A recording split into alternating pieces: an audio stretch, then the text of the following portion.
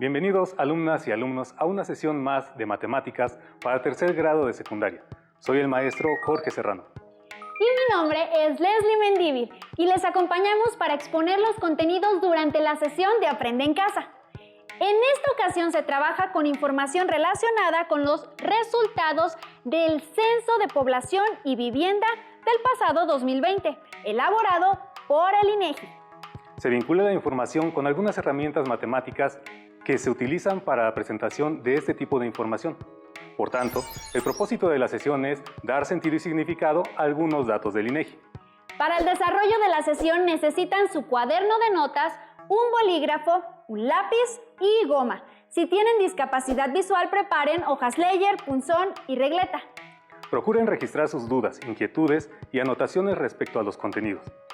Este año, el INEGI presentó resultados de los estudios estadísticos realizados durante el Censo de Población y Vivienda 2020. La información que ofrece el INEGI es de gran utilidad para el análisis y la toma de decisiones en muchos ámbitos del gobierno y la sociedad. Conozcamos más sobre el trabajo del INEGI a través del siguiente audiovisual. Hay alguien que sabe todo sobre México. Es el INEGI, el Instituto Nacional de Estadística y Geografía, que recoge todos los datos de México para que todos podamos saber cómo es en la actualidad nuestro país, en su territorio, recursos, población y economía. Es verdad, se dedica a contar, registrar y difundir las características de todo lo que existe en nuestro país. ¿Cómo qué cosas? Pues montañas, ríos, lagos, islas, ciudades, niños, niñas, jóvenes, gente mayor, campos de maíz, de frijol, vacas, pollos, fábricas, tienditas, casas, hospitales. ¿Que para qué las cuenta? Bueno, para las instituciones y la población, así como para las empresas, es importante conocer todos estos datos. Imagina que eres del comité encargado de construir un pueblo. ¡Wow! Sería una gran tarea. Y para construirlo bien, vas a necesitar datos sobre la gente que va a ocupar ese pueblo, para que así no solo quede bonito, sino que sea útil y cumpla las necesidades de sus habitantes. Para la construcción de casas, debes saber cuántos habitantes habrá y cuántas familias. Tal vez algunas de esas familias tengan animales de corral como borregos o cerditos. Sería maravilloso poder construirles un pequeño espacio para que los tengan. En caso de que la población escolar sea mucha, le vendría muy bien al pueblo que exista al menos una primaria. Por último, pero no menos importante, estaría bien saber las características geográficas del lugar, lo que te podría servir para elegir los materiales adecuados de construcción. Tener a la mano y bien ordenados todos esos datos sobre la población y geografía realmente te serán útiles. Tu pueblo va a quedar bonito. Sus habitantes vivirán en un lugar que responde a todas sus necesidades. Sin el INEGI recorriendo todo México, no sería posible tener todos esos datos. Así, por ejemplo, el gobierno conoce cuántos niños menores de 5 años hay en total y en qué parte del territorio nacional viven. Y entonces sabrá cuántas vacunas se requieren y a dónde llevarlas para que nadie se quede sin ellas. El INEGI, al ser un organismo público y autónomo con atribuciones específicas, se apega a lineamientos claros. Para cumplir su propósito, el INEGI tiene como atribuciones normar y coordinar el desarrollo del Sistema Nacional de Información Estadística y Geográfica, SNIEG, normar las actividades estadísticas y geográficas, producir información estadística y geográfica, prestar el servicio público de información, promover el conocimiento y uso de la información y conservar la información. La tarea del INEGI es de proporciones inmensas, porque además de lo numeroso que es la población, sus especialistas tienen que reunir e interpretar datos relativos a la agricultura, comercio, empleo, vivienda, medio ambiente, población, seguridad, justicia, transporte, turismo, entre otros. Y si se preguntan cómo hace el INEGI para esta labor, sigan la descripción en el siguiente audiovisual. Veamos a detalle cómo recolecta su información el INEGI. Recolección de datos. Primero, entrevistadores o investigadores acuden a la zona geográfica de interés con materiales para hacer entrevistas. Organización de los datos. Después de concluir el periodo de recopilación, La información se concentra en bases de datos. Estos son agrupados por variables como edad, sexo, ubicación, nivel socioeconómico, entre otras. Análisis de los datos. Una vez concentrados los datos, la información comienza a ser valorada. Se hacen interpretaciones, cálculos matemáticos como promedios y relaciones de razón, y se delimitan las zonas de modo que la información sea accesible y clara para todo el que la consulte. Después de este proceso de análisis, la información es publicada en el sitio web del INEGI y en formatos impresos, graficada, georreferenciada, en textos o en tablas comparativas, de modo que podemos tener acceso a ella con tan solo especificar la zona o el tema de nuestro interés. El Censo de Población y Vivienda 2020 se realizó del 2 al 27 de marzo del mismo año. En este participaron poco más de 147,000 entrevistadores, quienes recorrieron cerca de 2 millones de kilómetros cuadrados de territorio nacional. El personal asignado visitó cada una de las viviendas para recabar información, contar a la población que vive en México e indagar sobre sus principales características demográficas, socioeconómicas y culturales. Resulta complicado decidir sobre cuáles de los numerosos datos que ofrece el INEGI resultan de mayor interés, pues cada uno aporta información valiosa. No obstante, para la sesión se seleccionaron algunos indicadores que consideran a la población, a la educación y a la salud. El primer rubro que se revisa es el que se refiere a la población del país. La siguiente gráfica ofrece información relevante en materia de población total de acuerdo con los resultados del Censo de Población y Vivienda 2020. La población total asciende a 126,014,024 personas en el territorio nacional. La gráfica muestra la población de las entidades federativas organizada de mayor a menor. Las barras de la gráfica indican que la entidad con mayor número de habitantes es el Estado de México, seguida por la Ciudad de México, Jalisco, Veracruz y Puebla. Sin embargo, la población del Estado de México, con cerca de 17 millones de habitantes, casi duplica a cualquiera de las 5 entidades que le siguen. En contraparte, Colima, Baja California Sur, Campeche, Nayarit y Tlaxcala destacan como las entidades con menor número de habitantes, debajo incluso de los 2 millones cada una. Así también hay indicadores que llaman la atención. Por ejemplo, que el número de habitantes del estado de Chihuahua, una de las entidades con mayor extensión territorial, es menor que la mitad de la población que habita en la Ciudad de México. Tal vez habrán identificado en la gráfica anterior la información que se destacó sobre las distintas entidades federativas. Asimismo, identificaron la aplicación de elementos que ya se han trabajado, relacionados con el contenido del eje manejo de la información. Los aprendizajes esperados relativos a la recolección, análisis y presentación de datos cobran particular importancia al describir esta información. Ustedes pueden identificar las categorías y frecuencias de las tablas de este tipo de información, aspectos que ayudan a reflexionar de manera objetiva sobre las medidas de tendencia central. Pero continuemos revisando la información. En la gráfica se presenta como porcentaje la cantidad de habitantes por edad y sexo. La parte izquierda de la gráfica corresponde a la población de hombres. Se observa que la mayor parte de la población masculina se ubica entre los 5 y los 19 años, siendo entre 10 y 14 años el segmento de mayor porcentaje. Los segmentos de menor porcentaje son aquellos que incluyen a los hombres mayores de 70 años. El lado derecho de la gráfica describe la información correspondiente a la población de mujeres. De este modo se hace notar que los segmentos más grandes corresponden al de las mujeres entre los 10 y los 19 años. En el caso de las mujeres, los segmentos menores corresponden a las mayores de 70 años. Una importante parte de la población, tanto en hombres como en mujeres, se concentra en las personas de 0 a 39 años. Las gráficas se utilizan comúnmente cuando se quiere presentar de manera accesible la información obtenida a partir de grandes cantidades de datos estadísticos. La idea es que quien las obtenga pueda interpretar de manera sencilla la información relevante que arroja como resultado el tratamiento estadístico de estos datos. Como la información es muy extensa, agrupar los datos por clases o intervalos resulta práctico a la hora de presentar la información. En la gráfica anterior, las edades de la población no se presentan año por año.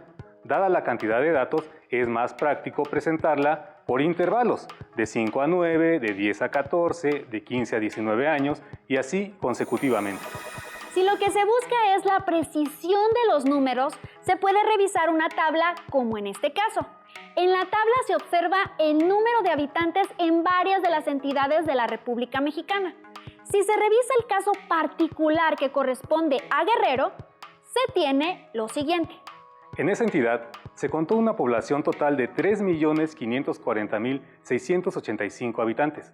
De ellos, 1.700.612 son hombres y 1.840.073 son mujeres.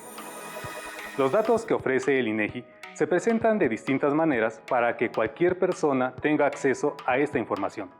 Así, desde una tarea escolar hasta una tesis o un proyecto de urbanización, la información que ofrece el INEGI es veraz y confiable. Se sigue con los datos de otro interesante rubro. Los ocupantes por vivienda.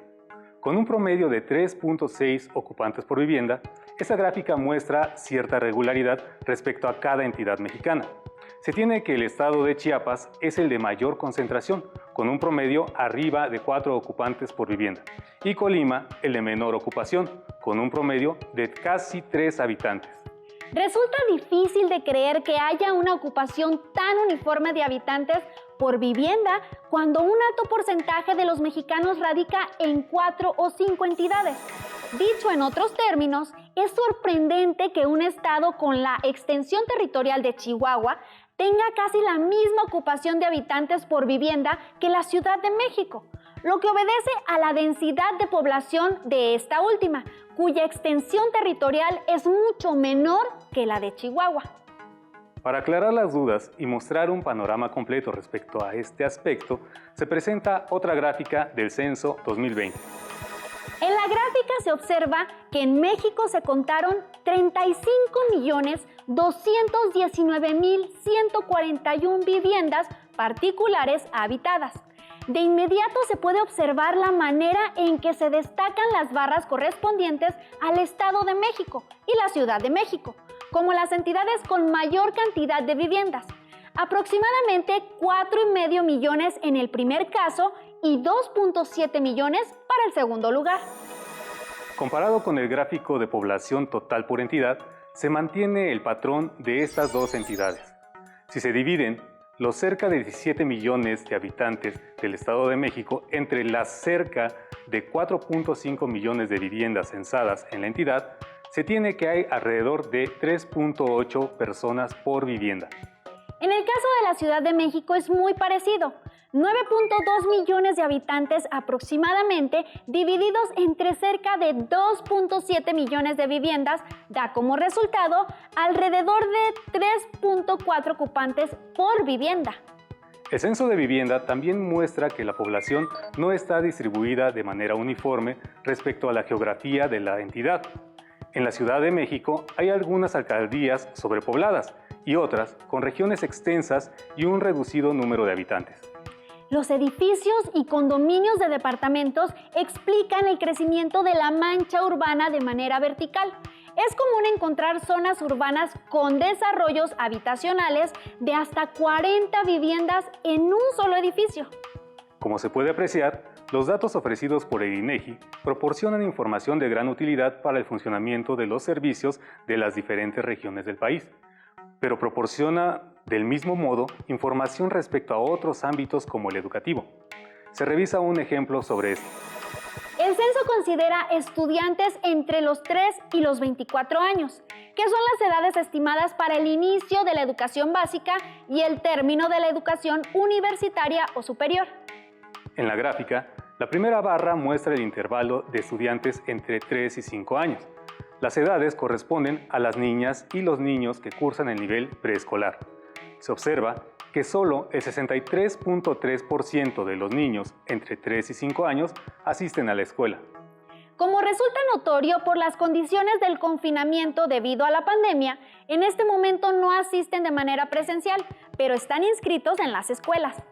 La segunda barra, en la gráfica, contempla niñas y niños entre los 6 y los 11 años.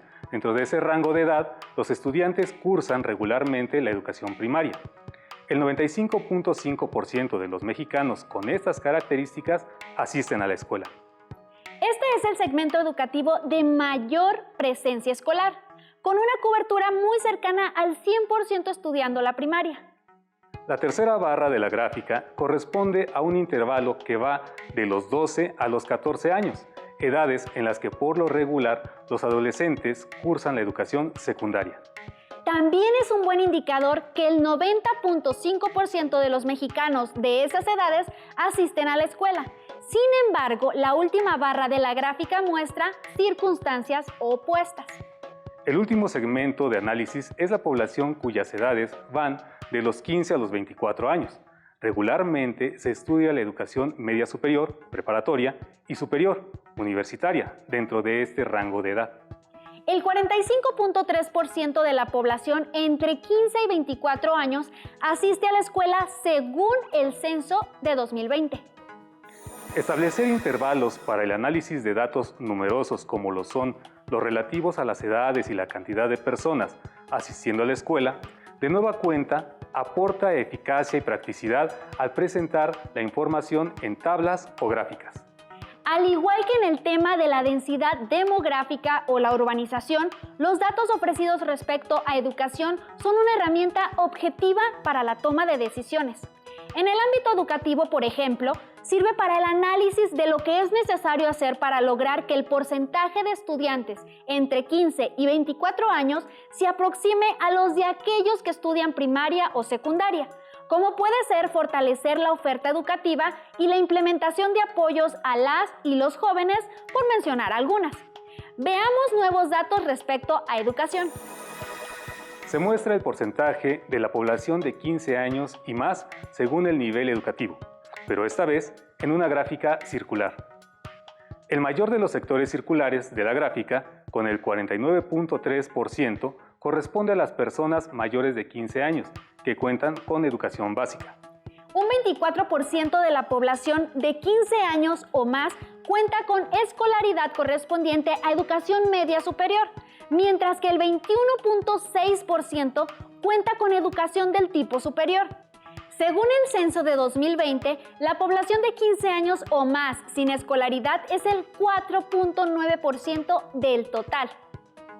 A grandes rasgos, la mitad de la población de 15 años o más cuenta con educación básica y apenas un 5% no tiene escolaridad.